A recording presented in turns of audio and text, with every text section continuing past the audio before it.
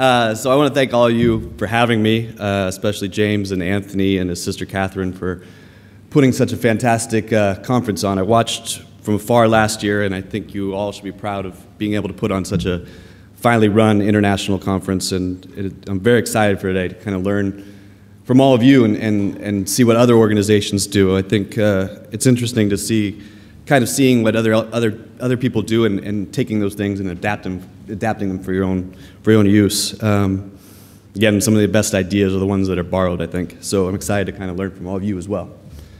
Plus, this is a fantastic venue for a sports conference. I feel like we're kind of going to a sports conference at Yankee Stadium or something. I have to admit, I kind of consider myself a fairly knowledgeable sports fan, but it's kind of crazy. This place seats 100,000 people, and I have no idea how you play either of the two sports that are played here. I do not know the rules.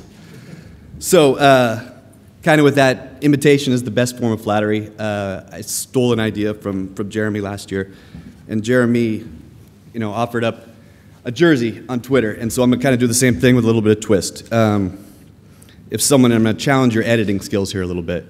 If you can tell me in 140 characters or less, what are the rules, or what's the basis of cricket, I would be more than happy to give you this Stephen Curry jersey, and I'll pick the best one. So if someone can just concisely tell me in 140 characters, I'd be really happy. So again, my name's Kyle Spencer. I'm the Executive Director of Marketing for the Golden State Warriors. I have spent my entire professional career in professional sports, getting my start with the Sonics. As Ed mentioned, my first 7 years were spent on the public relations side, working with journalists and working with our players and our media and traveling with the team before I started moving over to the digital side and eventually overseeing our day-to-day operations of our efforts for the last 6 years for marketing. I oversee our marketing staff, our creative services staff, as well as our digital staff. So again, like Ed said, Golden State Warriors is one of the only teams that do not have a physical location in our name. But since this is a technology conference, I think some of the logos up here on the screen are some that are fairly familiar to all of you. And the Warriors are kind of right here in the middle of it all. Technology is at the root of who we are as an organization. Some of our fans are at these very same companies creating products and innovations every single day that change the world. Our fans and our season ticket holders are at these companies, and I'll put our fans up against anyone in the league as being some of the most tech savvy and sports savvy fans. So again, we're in the Bay Area, 5th largest media market in the NBA, and we were 10th largest home attendance at home last year, kind of despite some of the on-court struggles. We've managed to basically captivate and get 18,000 fans to be able to come to our games, despite probably not having some of the success we would have liked on the court.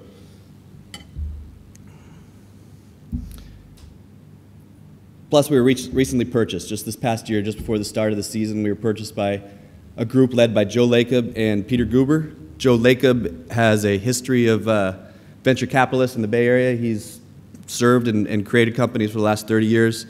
With Peter Guber, he's a Hollywood producer and has created such movies and won Emmys and Academy Awards for movies like Gorillas in the Mist and Batman. And plus, he's owned a variety of minor league baseball teams for the last 30 years.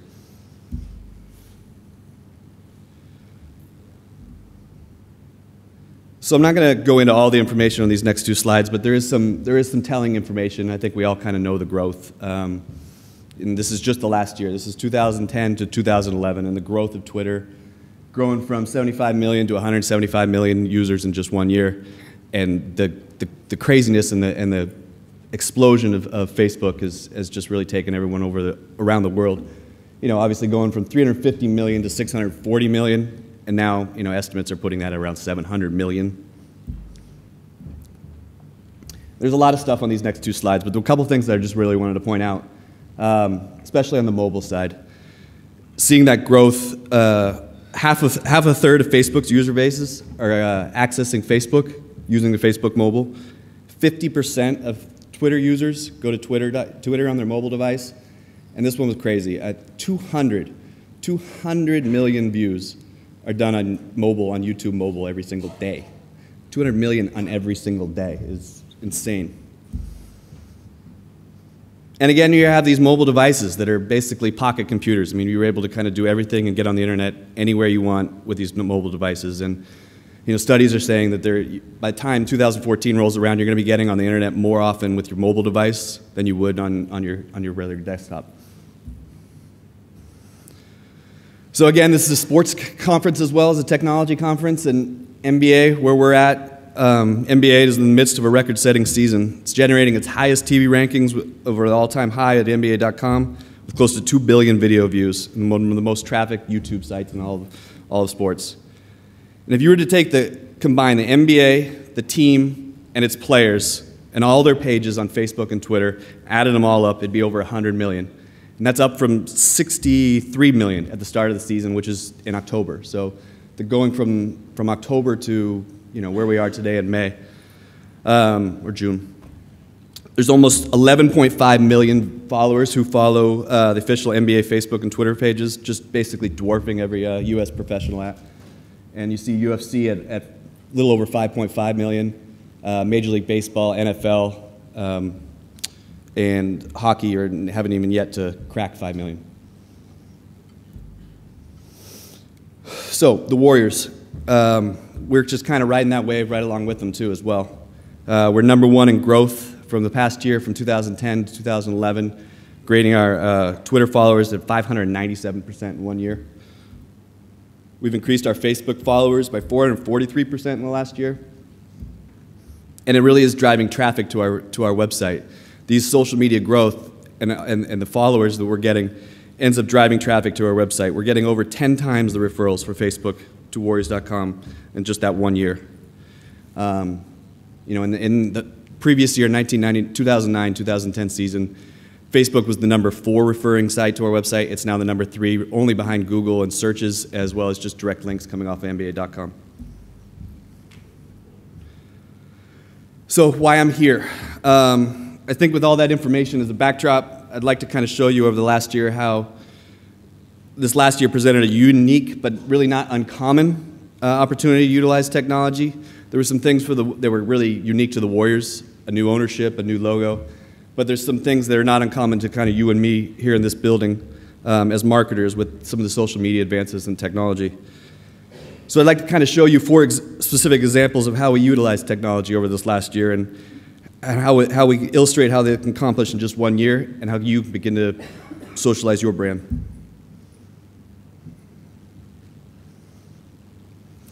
So as we started to get near the launch of our logo, many people inside our organization worked very hard for over a year and a half to develop our new logo. As we neared our launch date, we began to notice that the new logo was starting to leak out. You were seeing it on blogs, you were seeing it on Twitter, you were starting to see it. You weren't seeing it in a traditional sense on the nightly news, but it was starting to kind of leak out there. So we realized that we needed to really capitalize on that anticipation and that fervor for finding our logo and go to the places that it was starting to be unveiled at.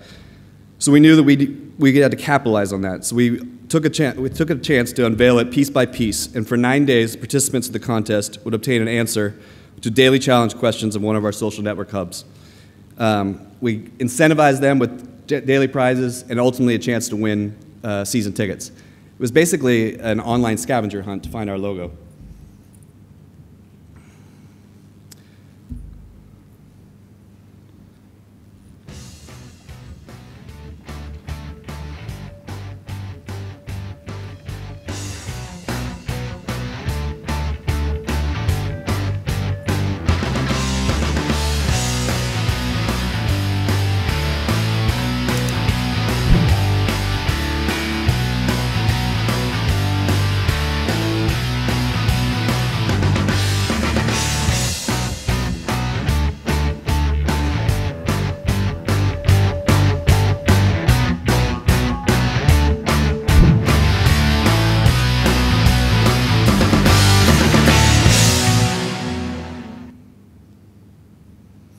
So we made the Draft Challenge the main focus of everything we did for this entire 2-week process. We basically condensed our website down to one splash page and the contest, driving everything that we had for those 2 weeks right to the Draft Challenge. But again, it really wasn't about the game. I mean, that game was very important, but a key thing for us was about the data that we could kind of gather from the back end.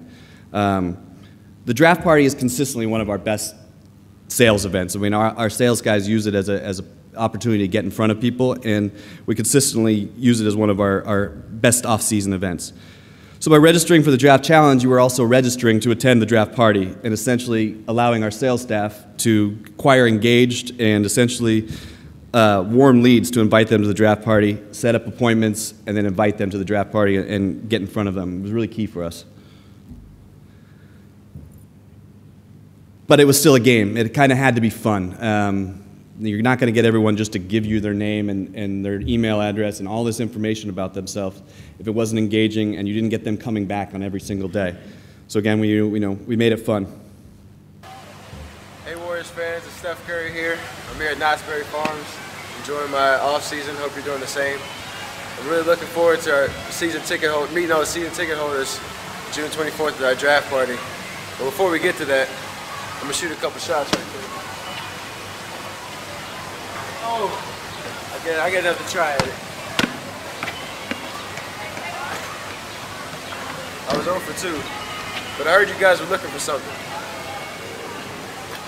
Not this milkshake.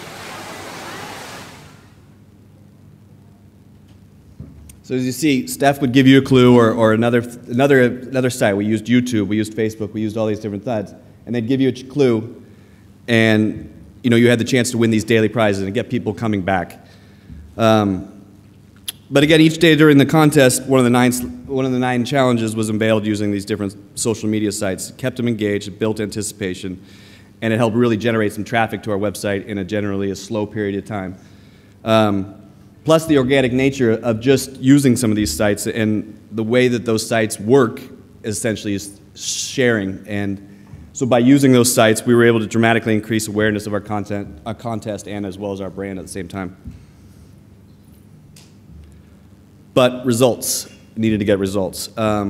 We saw huge gains in our traffic to our website from the previous season, the same time frame, despite, again, limiting visitors just to that one page and that one splash page. We didn't have all these other pages to gain traffic to. Over 6,000 registrants to the Draft Challenge, and then also became our highest attended draft party in the history of the organization, with over 4,000 people attending the draft party. And then, like I said, gains to our social media outlets. Since launching this contest back in May, so just a little over a year ago, we've gained over 200,000 followers to our Facebook page, as well as huge gains to our Twitter followers. And then in the end, being able to track these people, being able to have engaged conversations with these people from the moment they registered all the way through the season. Some of these people didn't buy season tickets, but they may have bought a mini plan later on, or they may have bought a season ticket later on, or they may have got group tickets. But having these leads for our sales guys to continue to have conversations with resulted in over 440,000 ticket sales from all those contestants. So what did we kind of learn from this little exercise? One thing that we really learned is gaining followers should be a strategy and not an objective. I believe there's a true difference between your overall social media strategy and then using social media as a marketing campaign, and I think the measurements are vastly different. When you do a social media marketing campaign, you can't have the objective just to gain followers. There has to be sort of a strategy in place to then take those followers and then turn them into future sales. We used the social media to unveil our logo, and we had a strategy that we felt would increase followers just by using the sharing nature of social media to help spread the word. But our end objective was to ultimately take those new followers and their enthusiasm offline to our draft party, where we had success in turning those into sales. Simply unveiling our logo in just a cool and fun way just wasn't a good business objective for us. So then it sort of becomes the overall social media strategy, then becomes part of the long-term sales cycle for us, and use that strategy to increase followers, build brand affinity. So when down the road there is a time and a decision to be made about using your entertainment dollar and having a night out, they choose the Warriors because of that relationship that you sort of cultivated along the way. So we're starting to feel pretty good about ourselves. We've done a few things. We've dipped our toe into social media. And one thing we saw while we were unveiling this logo is the people that were spreading this for us, the people that were helping get the word out, weren't your normal journalists. It wasn't the San Francisco Chronicle. It wasn't the Wall Street Journal, the Sports Business Journal. It was sports bloggers, sports media bloggers. It was that social media journalism that really people started to share it for us. So from a PR perspective, we see firsthand that the lines of traditional media and new media are just starting to blur every day. In fact, I'm not really sure if there is a line anymore. You see these traditional journalists, they're turning to new media to get the news out faster. They're creating blogs, they have their own Twitter feeds, they're doing YouTube chats with Obama and things like that. And I think that you're starting to see that traditional media and social media journalists are just sort of becoming one and the same. So in this vein, the Warriors expanded our traditional Media Day festivities to include a corps of social media journalists for the very first time, and we created Tweetia Day. Whether they wrote a website, wrote a blog, hosted a podcast, created videos on YouTube, or really were just active on social media, they were invited to attend our social media, our Tweetia Day. They could fill out a form and apply. So more than 150 applicants applied, and we kind of narrowed that down to 10 to cover Warriors Media Day on their platform of choice. And as you can see on the left-hand side of the screen, during the day, they were filling up their, Twitter feeds with hashtags and twit pics and photos and everything throughout the day. FearTheBeard.org. But really, being able to create content on the back end was huge for us. And so here's some of the content. Enjoying Media Day. I'm enjoying it a lot. A lot of new people, a lot of new faces. Happy to be in a new city, a new town. And are you looking forward to this upcoming season? Oh, definitely. It's going to be a great season. We got a lot of young, good players, and I'm looking forward to getting out there and getting after it. And one more thing, there's a rumor floating around that you recently played a game of NCAA football 2011 on PlayStation 3 with your teammate Reggie Williams. Can you please tell fans in the audience how that went? I lost, but he's terrible. He needs to get an Xbox because PS3, my son plays that. Oh, but you lost. What was the score? You only beat me by a few points, Reggie. Have you had a chance to redeem yourself? No, because you keep ducking my calls, and when I hit you on Twitter, you don't never hit me back. Okay, thank you, sir. That's enough information. Talk to you later. Goodbye. Base guard McStody. Sean. Well done, man. In our human interest segment, you have probably the dopest middle name I've ever heard. I just found out this morning your middle name is Friday. Yes, sir.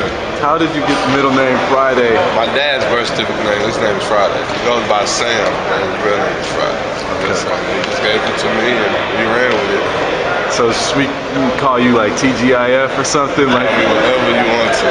Rookies need nicknames, so I'm always looking to be the first one out the gate with something hot. TGIF, okay, feel the beard, TGIF. TGIF. And here's another video example.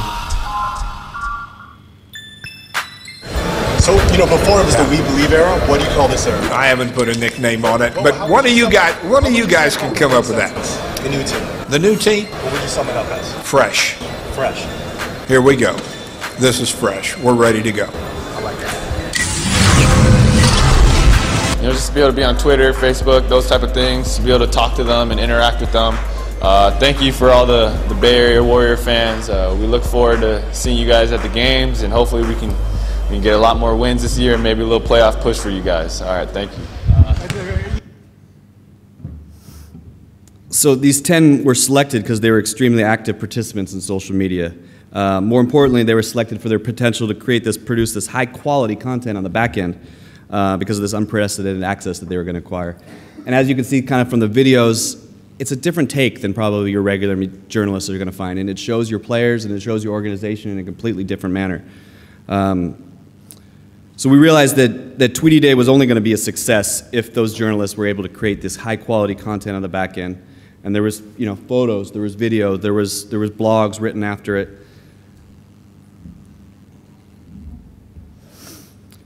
So we saw these people, we created these relationships with them. So the next logical step was then to continue that relationship and expand our social media outreach into this season. So we created Social Media 3-Point Play. And what that allowed you, the journalists, is unfettered access to the team alongside regular traditional journalists. And as you could see, there was three stages to being a Social Media 3-Point Play applicant. First, you get to cover a practice, and then on the day of the game that you're getting your credential for, you attended the shoot-around, and then as well attending the game. And when you attended the game, you were no different than your regular traditional journalist. You were given the same credential, you sat on the same press row seat, you were given the same access to the locker room. So really, this engagement of these influencers and this expanded access really improved the relationship with us, with the social media world, as well as giving our PR staff an opportunity to really get in front of these people and know who they are. So now when it comes time, these bloggers and social media journalists are now starting to act a little bit more like traditional journalists, in that they're not just going to put something up without kind of running it by our PR staff and knowing is it true and getting their facts straight. Plus, it gives us, as you saw, it's just great content. These people are producing content that isn't available to, and doesn't have the space limitations that, say, traditional media has. I mean, it's the internet. You have unlimited access and unlimited space to put as much as you want. You're not condensed into the 3 minutes of sports in the nightly news or column space in the morning paper. So we ended up allowing 40 credentials were given out to 37 of our 41 home games to these people. So we dipped our toe into social media. We started to get to know these journalists. But from a marketing side, one thing we learned this past season, and it's really something we continue to do from here on out for every marketing campaign, is that social media is just not simply a surface layer that you can just kind of plug on top of your existing campaigns. The best campaigns and the best products and the best launches that we had last year were the ones that we thought about social media at the beginning and really built it in from the ground up. So it's from that place that we decided to have a little bit of fun with our holiday marketing campaign, and we designed Warriors Holiday. Hey, Warriors fan! Create your very own Warriors Holiday e-card. And star in your own video!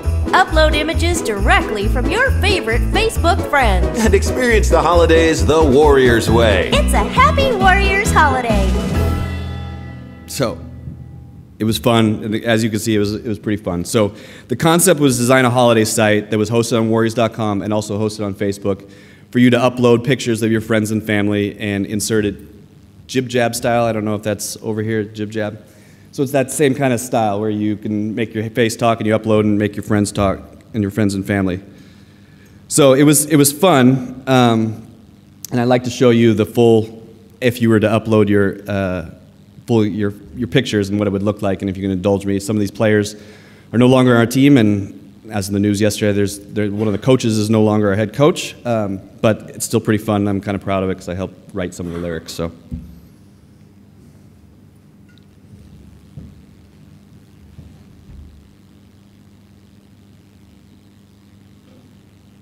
Maybe.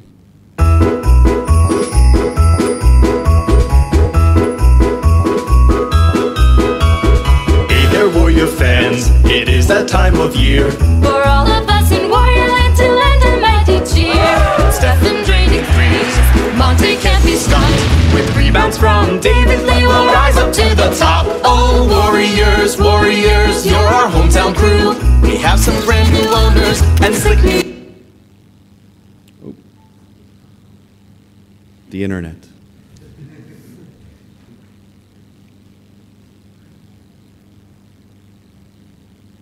Well, maybe you get the picture. Let's see if I can move on. So it was fun, but again, thinking about that social network or social layer and building that in from the ground up, we put tons of social media aspects and being able to share it. Email, Facebook, you can post it to your Facebook wall, you could post the video of yourself to Twitter, and it really, really, really helped it become viral. And I think one thing that's universally true, and I'm not saying anything that's crazy here, but I think it's key for us to think about, and consumers trust each other more than they trust brands. And I think consumers trust each other more than they trust marketers. So being able to just send out this e-card was cool, but we put our marketing campaign at the end of it, right behind it. And we placed all our holiday offers, and giving that card and the funness and the uniqueness of the card, and then having the ability to kind of use that as the vehicle to spread out to your fans was great. I mean, the amount of money that we spent on this campaign was a fraction of what we would have spent on a traditional marketing campaign.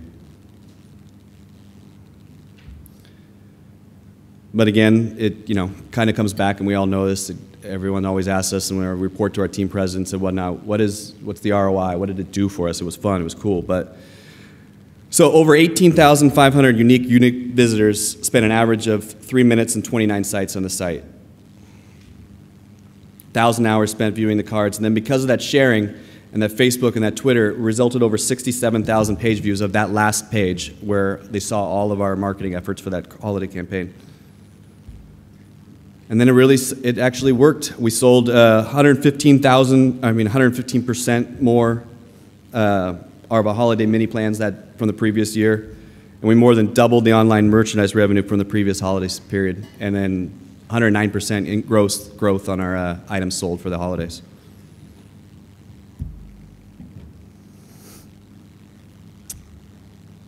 So, and I think you guys saw at the beginning of this presentation, the growth of mobile. You cannot have a mobile strategy today, I don't think, without taking into consideration mobile. I think that's important. Like, you just cannot have a mobile strategy, a social strategy without taking into consideration mobile today, just with the growth. I think you can have a mobile strategy where you can do your text to wins and you can send out alerts, which is a one-to-one communication, but really, if you want to have a social strategy today, you better incorporate mobile.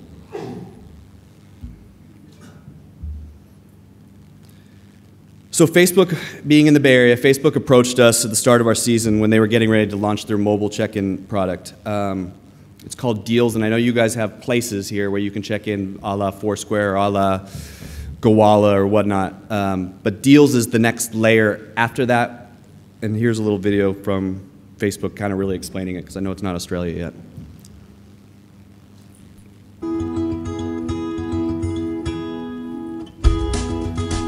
Did you know that you can discover deals such as discounts and free offers from your favorite local businesses on Facebook? Getting deals on Facebook is simple. Let's say you're out and about and you want to get something to eat or buy a gift for a friend. By opening your Facebook app on your mobile phone and clicking Check In from Facebook Places or your newsfeed, you can see what businesses around you are offering deals. Use deals to find or try new things and get rewarded for visiting your favorite restaurants and shops. For example, get 20% off your favorite clothing store or get a free cup of coffee to start your day. So look for the yellow ticket on your mobile device and start getting great deals from the places you like to visit and the new spots you discover along the way. Find deals on Facebook and share them with your friends. So Facebook Deals gave us a really cost-effective and really simple way of adding that social layer to our mobile in-game experience. So when you check in, by checking in to a game in Golden State Warriors home game, you essentially give your fans the ability to light up their own news feeds with just a really simple click and tell all their friends and family they're at the Warriors game, they got a deal, they're having a great time, and then it starts getting that sharing nature, and maybe those friends and family are starting to think, well, maybe I need to start going to a Warriors game. So we use them for every home game this season in a variety of ways. I mean, we use them, as you can see up here, we used them for tickets. We used them for merchandise, allowing you to go to the team store and get an additional 10% off of an item of the game or merchandise. We involved our sponsors to be able to get their products out in front of them with samples on check-ins. But really the most successful was when we did something out of the ordinary and we created these exclusive experiences. Hey Warriors fans, get out your phone and check in.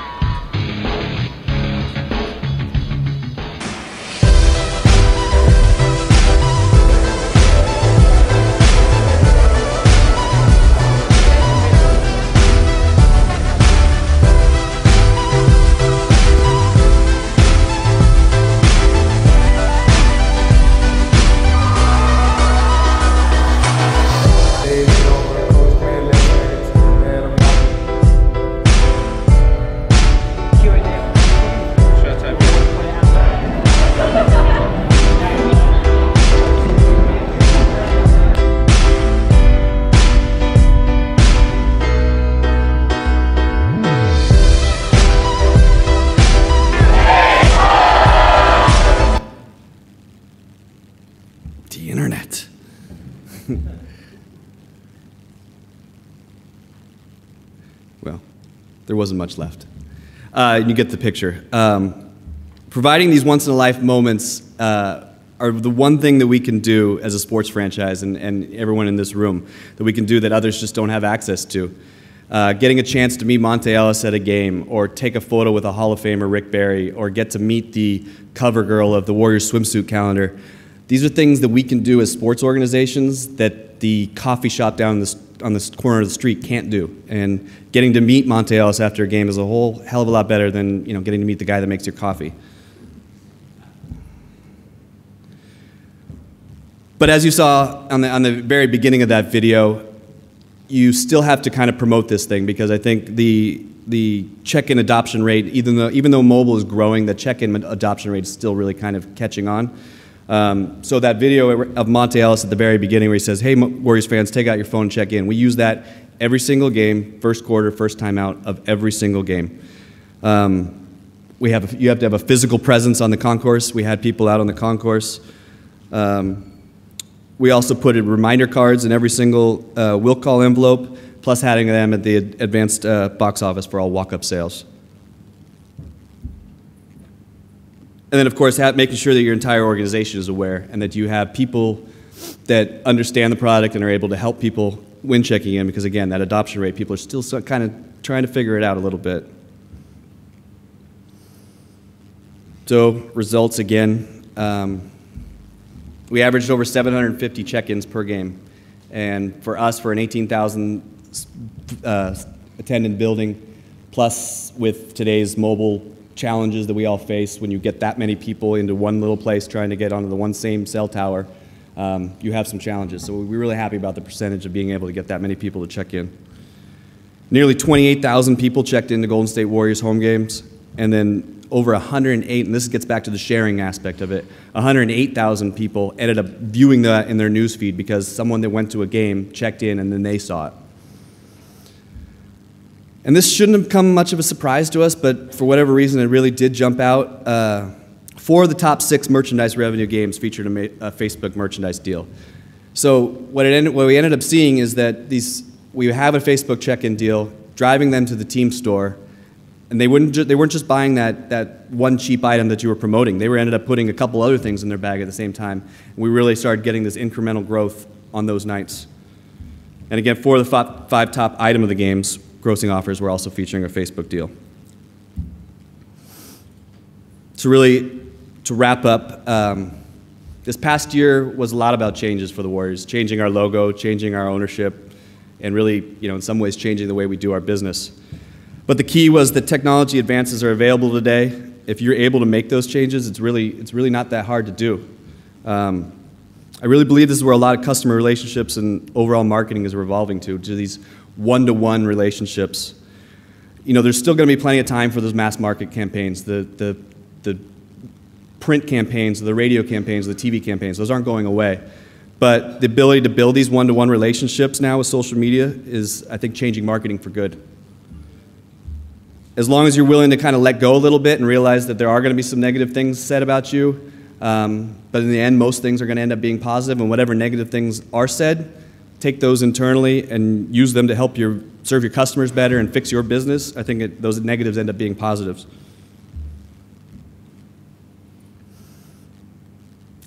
And another key point, the way we communicate as human beings, I think, is changing. You can't just do social media and just try to gain followers again as a tactic. You have to be all in and kind of ready to execute. What you're seeing up here on the screen is literally a live feed of conversations of the Warriors going on right now. There are people talking about your brand. They're having these conversations with or without you. And if you can meet them out there and gain confidence and gain their trust and have those conversations, it's going to help you better in the long run. This is a technology conference, so maybe some of you may know Gary Vaynerchuk. He's started a wine blog, and he really was one of the very first people to kind of understand how to take social media and use it for businesses. And as I was preparing for this conference, he had some interesting ideas that I'd just like to share. I think he thinks context is becoming very key for brands. If you can meet your customers and establish that relationship online, then your customers end up having much more brand affinity for you in the physical world if they have that contact and that emotion that was already established in that digital world. Brands now today have this opportunity to create much more context and really capitalize on that. And lastly, I mean, I think this is key. Just have fun with it. Try things out. Throw things up on the wall. See what sticks. You cannot make a mistake with a 30-second spot. If you're going to spend that kind of money, it better resonate. Your message better be on point. And at the end, you better have some ROI coming out of it. But with social media, the social media campaign, if it doesn't resonate, just move on. Try something new. There's so many different things that you can try out there that really makes it easy just to innovate, really. So there are a lot of things that you're able to do with technology today. And you can try things out, and then you can begin to socialize your brand. Thanks.